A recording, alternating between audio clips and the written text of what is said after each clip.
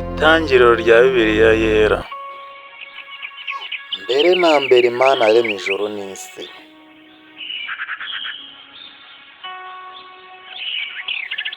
Yari itagira ishusho, yari iriho ubusabusa, umwijima wari hejuru y'umuhengeri, maze umwuka w'Imana wagenderaga hejuru y'amazi.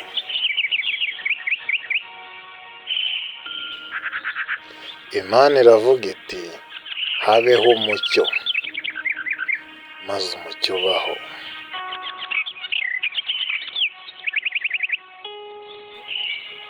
Imana ibonye ko umucyo ari mwiza, Imana itandukanya umucyo n'umwijima.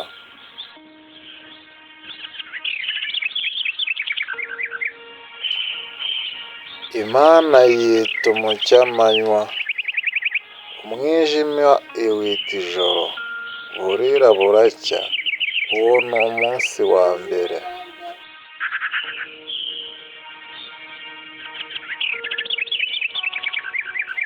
Nuko Imana iravuga iti, habeho isanzure hagati y'amazi n'andi mazi.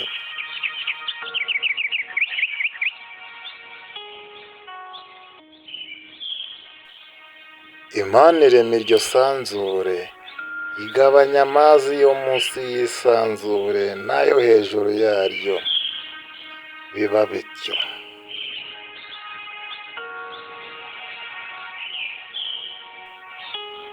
Imana yita iryo sanzure ijuru, buragoroba buracya, uwo ni umunsi wa kabiri.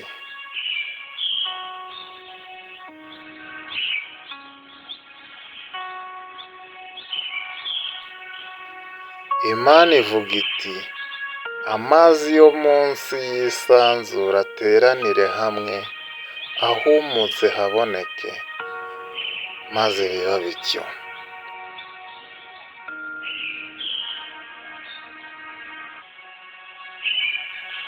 Imana yita ahumutse ubutaka, iteraniro ry'amazi iryita inyanja. Imana ibona ko ari byiza. Nuko Imana iravuga iti, ubutaka bumeze ubwatsi n'ibimera, byose byera imbuto ku butaka, n'ibiti byera imbuto ku butaka, zirimo utubuto twabyo. Igiti cyose cyera imbuto zikwiriye ubwoko bwacyo, biba bityo. Nuko ubutaka bumeze ubwatsi, ibimera byose byeza imbuto zikwiriye ubwoko bwabyo, n'igiti cyera imbuto zifite utubuto twabyo. Nuko Imana ibona ko ari byiza.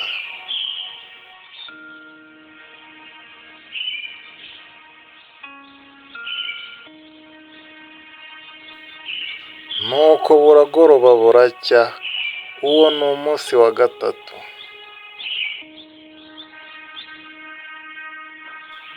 Nuko bukeye Imana iravuga iti, mu isanzure ry'ijoro habemo ibiva bitandukanya amanywa n'ijoro, bibereho nk'ibimenyetso no kwerekana ibihe, iminsi n'imyaka. Nuko Imana irema ibiva bibiri binini, ikiva kimwe kinini cyo gutegeka amanywa, n'igito cyo gutegeka ijoro, maze irema n'inyenyeri.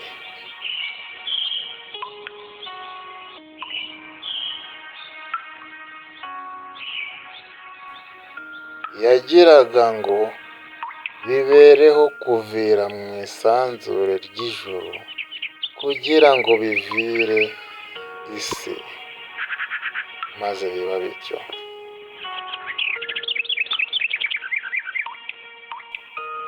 Nuko Imana ibishyira mu isanzure ry'ijoro, kugira ngo bivire isi.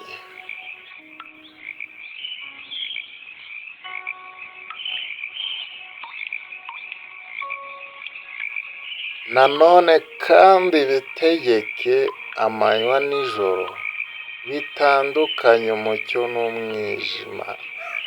Imana ibibonye ibona ko ari byiza.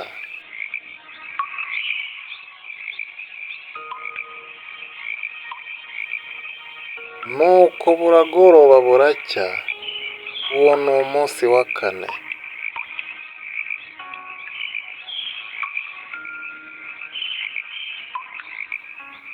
Imana irongera iti, amazi yuzuremo ibyigenza byinshi cyane bifite ubugingo, kandi inyoni n'ibisiga biguruke mu isanzure ry'ijuru.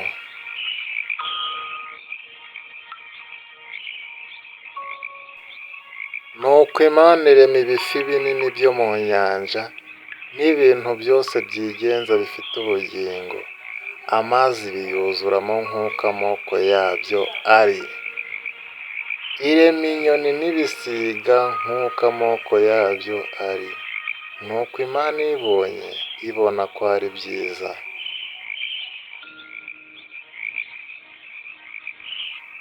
Nuko Imana ibiha umugisha iti, mwororoke, mugwire, mwuzure amazi yo mu nyanja, inyoni n'ibisiga mwororoke mu isi.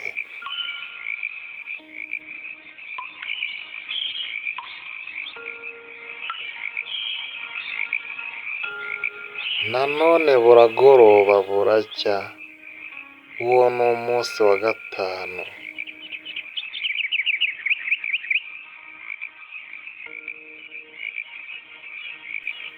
Nuko Imana irongera iti, isi izane ibifite ubugingo, amatungo n'ibikururuka nk'uko amoko yabyo ari, n'inyamaswa zo mu isi nk'uko amoko yazo ari. Nuko biba bityo.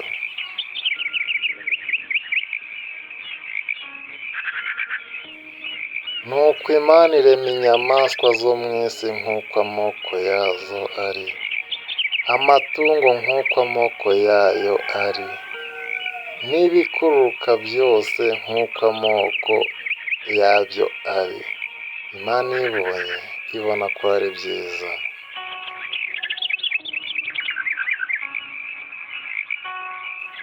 Nuko Imana iravuga iti, reka tureme umuntu agire ishusho yacu, ase natwe, maze batware amafi yo mu nyanja, n'inyoni n'ibisiga byo mu kirere, n'amatungo n'isi, n'igikururuka hasi cyose.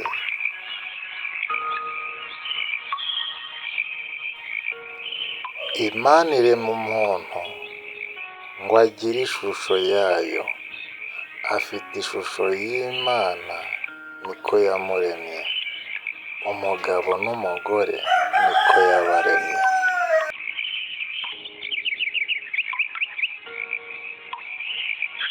Imana ibaha umugisha.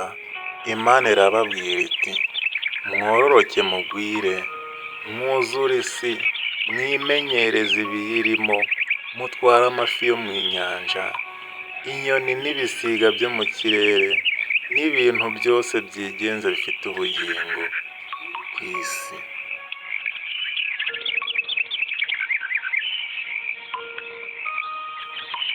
Kandi Imana irababwira iti, dore mbahaye ibimera byera imbuto biri mu isi yose, n'ibiti byose byera imbuto zirimo utubuto twabyo, bizaba ibyo kurya byanyu.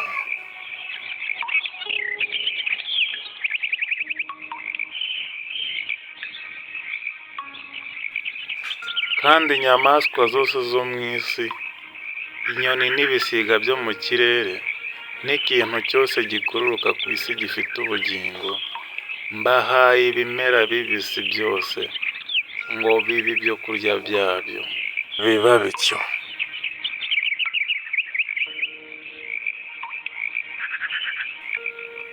Imana ireba ibyo yaremye byose nuko byari byiza cyane. Buragoroba buracya, uwo ni umunsi wa gatandatu.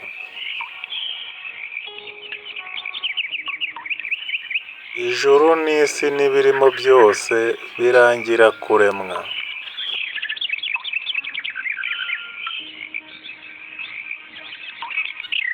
Ku munsi wa karindwi Imana irangiza imirimo yakoze, iruhuka ku munsi wa karindwi imirimo yayo yose yakoze.